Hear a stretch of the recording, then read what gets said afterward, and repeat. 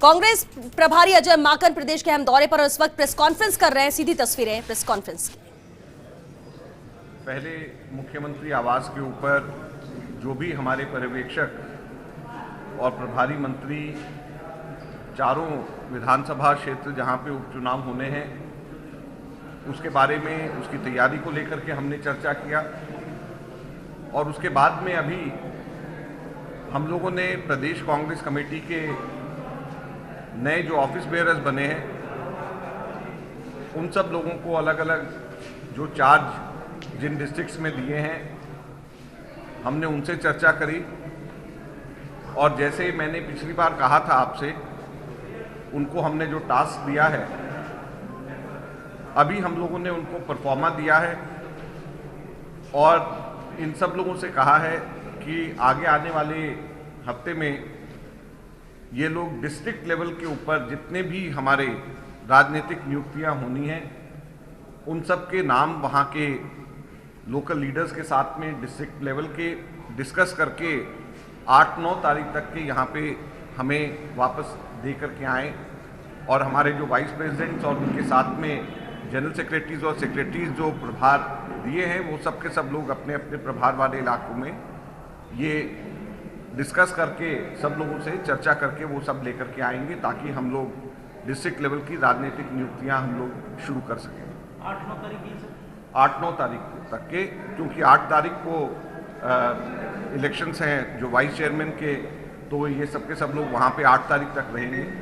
तो 8 तारीख के बाद में वहाँ पर जहाँ पे रहेंगे वहीं पे ही डिस्ट्रिक्ट्स के अंदर ये सब लीडर्स के साथ में चर्चा करके ये एक्सरसाइज पूरी कंप्लीट करके 9 तारीख 10 तारीख तक के ये सब के सब लोग सबमिट करेंगे। तो हम लोगों की ये कोशिश रहेगी कि जल्द से जल्द हमारे जो डिस्ट्रिक्ट लेवल के ऊपर जो बोर्ड्स एंड कॉरपोरेशंस हैं जिसमें लगभग 25,000 के करीब 25 से 30,000 के करीब राजनीतिक नियुक्तियाँ होनी हैं, इसकी कार्रवाई हम लोग जो हैं फरवरी के पहले पखवाड़े के अंदर ही हम लोग सबके सब ये ख़त्म कर दें।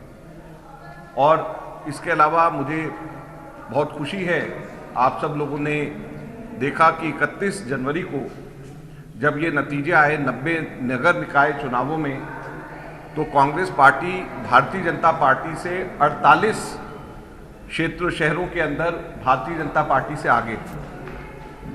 मैं एक और बात इसके साथ में आप सब लोगों से कहना चाहता हूं, आप सब लोग अगर इसके पिछले जितने भी चुनाव हुए हैं उनके रिजल्ट्स अगर निकाल करके देखें तो ये 90 निकाय चुनावों में पहली बार कांग्रेस पार्टी जीती।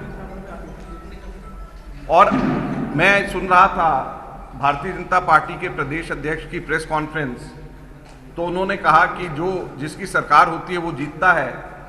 उसके बाद में मैंने इसकी रिसर्च करवाई और मैंने इसमें पाया कि ये 90 निकाय चुनाव जो 90 शहर हैं, इन शहरों के अंदर कांग्रेस पार्टी पहली बार भारतीय जनता पार्टी से ना केवल वार्ड्स की संख्या में बल्कि वोट के प्रतिशत में और वोट की संख्या में तीनों बार आगे।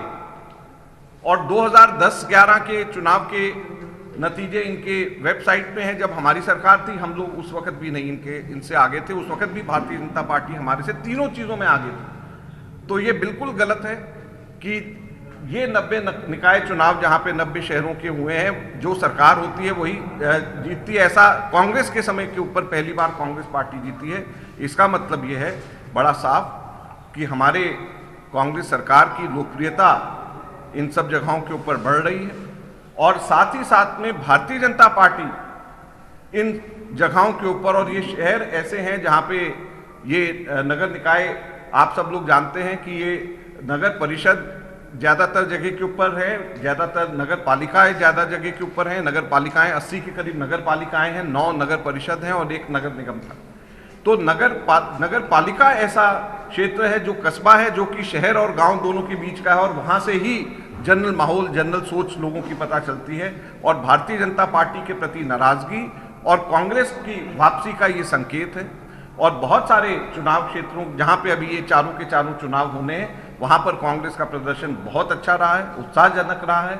और हम उम्मीद करते हैं आज जब हम लोगों की मीटिंग भी हुई, वहाँ पे हमने पर्यवेक्षकों से बात करी, हम लोग जो हैं ना केवल इस चुनाव नतीजे से उत्साहित हैं, बल्कि जो फीडबैक सब लोगों ने दिया है, हमें उम्मीद है और हम लोग उत्साहित हैं कि हम आगे इन उपचुनावों में हमारा प्रदर्शन बहुत अच्छा रहेगा। टिकट कब तक घोषित हो जाएंगे सर? क्योंकि सबसे बड़ा सवाल टिकटों पे रहता है, क्योंकि जहाँ जहाँ पे कमजोर टिकट बढ़ते हैं, चाहे निकाय में हो चाहे इन चुनावों में हो, परफॉर्मेंस कमजोर रहता है। तो कब तक आप इसे? हमारी परफॉर्मेंस तो बहुत अच्छी रही, हमारी परफॉर्मेंस का तो हमने कहा है कि बहुत अच्छी रही है, और टिकट्स का भी हम लोग इसके बारे में एक्सरसाइज जब हम लोगों ने आज प्रभारी जो प्रभार जिनको दिया है उनसे हमने मीटिंग करी है, तो ये सब चीज़ों की हम चर्चा हम सबसे कर रहे हैं। सर परिवारों का नाम चल रहा है क्योंकि इनमें इस बारे में इस वक्त कुछ भी हम लोग नहीं कहेंगे। टिकट के का बहुत सेंसिटिव मसला होता है और इसका डिसीजन आपको मालूम है कि सेंट्रल इलेक्शन अथॉरिटी कांग्रेस की करती है और वहीं से इसका फैसला। सर जिला स्तर की नियुक्तियों के बारे में तो आपने कह दिया कि वो